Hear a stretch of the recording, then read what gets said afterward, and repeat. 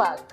This is YVK.info, your one-stop platform that connects you to opportunities.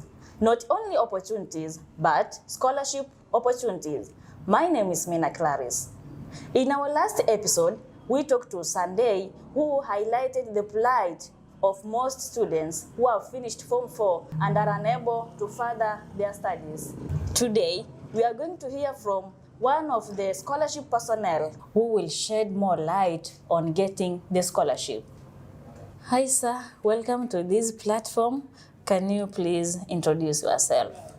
Thank you. My name is Edward Olang. I work with Windle International Kenya as education officer. Okay, as we had informed you earlier that this platform connects you to opportunities, and tell us more about DAFI. DAFI is one of the scholarship programs that we have under Windle International Kenya. It is funded by the German government, but offered by UNHCR, although we are the ones who are implementing. Officially, it is called Albert Einstein German Academic Refugee Initiative Fund, but we just refer to it as DAFI. It is administered in more than 40 countries, but in Kenya, it's being implemented by Windle International Kenya. DAFI Kenya has, over the years, supported about 1,079 student beneficiaries in colleges and universities. That is by October this year. However, currently, we have 613 learners from Kakuma, Dadaab, and also urban refugees. What are some of the reasons make youth miss out these opportunities? Various reasons as to why youths miss on the scholarship. One of the reasons is because some youths do not apply when we advertise for this scholarship. There are some youths who apply after the deadline, so applications received after the deadline are not considered. After application, we have youths who have not met the eligibility criteria for the scholarship. For example, the age, maybe academic requirements for particular courses, or maybe some may need protection documents which they don't have. We also have candidates who submit invalid documents. For example, expired alien IDs are not considered. We have candidates who present falsified documents, some which have been clearly altered, or some documents which have been forged. For example, some present forged academic documents, which upon verification with their respective former secondary schools or NEC, we find that they are not the true results that they got. And we may also find situations where candidates have not followed the procedure which we have, the instructions that we have given out for applications. For example, the applications that we were receiving this year were online. But you'll find some candidates did not follow the instructions. Some attached documents which were password protected, and we cannot call them to give us the passwords so that we open the documents they have attached. And how do you inform youth about getting this scholarship? Okay, we have various ways in which we inform the youths about the scholarships. Before we send call out for applications, we regularly go to the secondary schools within the camp, although sometimes it's done by the DAFI students. And we also post it on notice boards across the community and even the official notice boards in Windle International offices. We normally try to share the advertisement in our website, Windle International website. We also share it in WhatsApp groups where our current students or our former students are, because they can also help us disseminate the information. We also share within the network of our partners. We share with them the advert so that they can also disseminate. We share with the community networks. We also share with the UNHCR offices. Well, can you tell us some of the criteria you use to give out this scholarship? Okay, thank you. So once we sent out the advert and received the applications, when the deadline closes, we then now start the process of selection. So in the process of selection, we start by looking at the provisions in the advertisements. So in the provisions of the advertisements, we are able to look at if maybe the candidate meets the required age. For example, since Duffy offers scholarship for degree and a diploma, we look at if these applicants have met the criteria for degree and also for diploma. If they have met the criteria, then we shortlist, we keep the names. Those who have not met that criteria, we drop their names at that point. We also look at the age. So the candidates who are above the required age, we also drop their names. For Duffy, we consider those who are 28 years and below at the time of application. So if you're 28 years old with 11 months and 25 days when you apply, by the time we are considering, you'll be 29, but we'll still consider that you're 28 years old and shortlist. Or if they have not attached the alien ID or proof that they are bona fide refugees, then we also drop their names.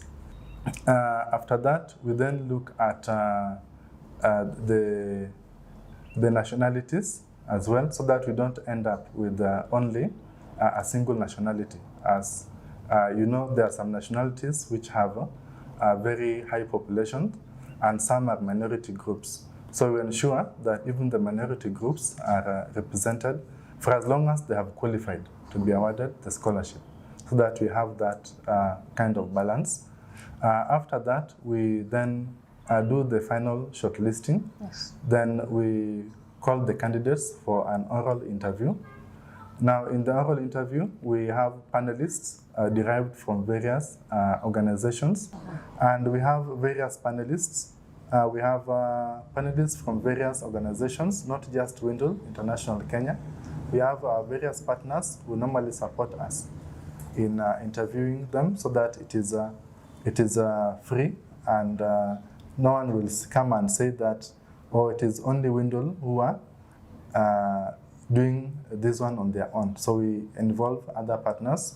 We also involve UNHCR. They normally come to do oversight as observers, so that they can be able to ensure and ascertain that the process was actually free, transparent, and fair. So at the final shortlisting for awards, we also look at the issue of the minority groups, so that they are also represented for as long as they performed well in the interview. So that's what we normally do as a process. How does Duffy help students who don't have an admission? So once we have completed the process and awarded the scholarship, we then categorize the successful candidates into two groups. Yes. Those who have admission letters to the universities and colleges of their choice, and those who do not have admission letters. Now, for those who have admission letters, it gives us easy time, and it's also better for them because they have gotten admission in a university of their choice and in the course of their choice. Now, for those who do not have admission letters at the time that we offer them the scholarship, we normally advise them and take them through how they can make the application on their own, because the numbers are huge. And once they make the application to the universities, there is normally an application fee attached to applications. So at the point that they are required to pay the application fee, then they contact our finance person to pay for them the application fee. Then we wait for the feedback, then they can be able to join. We normally try to encourage the candidates so that they can be able to have admission letters. It can be easier for them. Now, in some rare cases, we can apply for a particular candidate in extreme situations, but we encourage them to apply on their own so that they can be able to go to the university of their choice and also the region of their choice. Thank you so much for this informative session. And is there anything you would like to tell our viewer? I'd also want to tell the viewers, for those who are interested in hands-on skills, that's vocational training. We have, for example, a Service of Canada, which offers scholarships for both boys and girls to go and study in Canada. And they are also resettled there to become Canadian citizens. Then we also have scholarships targeting only girls from Mount Chapel. That's Mount McCain scholarship. It also comes with resettlement in Canada and, of course, studying in Canada. Then, of course, there's now DAFI, which offers opportunities for degree and diploma courses within Kenya. Then we also have the Didipuri scholarship, which targets those who want to learn diploma and certificate courses in Kenya. Then you have RISE scholarship, which is new. We started it last year, and so far it offers vocational training. We have some boys who were awarded the scholarship last year, and they're studying various vocational skills in Nairobi. We recently advertised for girls, and will soon be releasing the names of successful candidates. That whenever an advertisement is released for scholarship, they should take time, read the advertisement very keenly, understand it, take time to understand every bit, every requirement before you make an attempt to apply. Check if you are qualified for it and if you are truly interested in that particular scholarship. And then in your application, kindly ensure that you follow all the instructions which are issued. Attach all your documents in the way that is prescribed in the advert. And you should never lose hope. You might get an opportunity today, or you might fail to get an opportunity today, but there are many opportunities which are available. If maybe it's a particular scholarship you're interested in, most of these scholarships are advertised annually. You can always try another year, improving on yourself, or also improving on maybe the mistakes that you may have made during the applications of the previous scholarship. If you are required to, let's say, carry your original documents to the interview, then you should ensure that those original documents are there with you, so that you don't come to the interview to come and explain that my original document is still in school, it is far, I need to look for transport to go for it.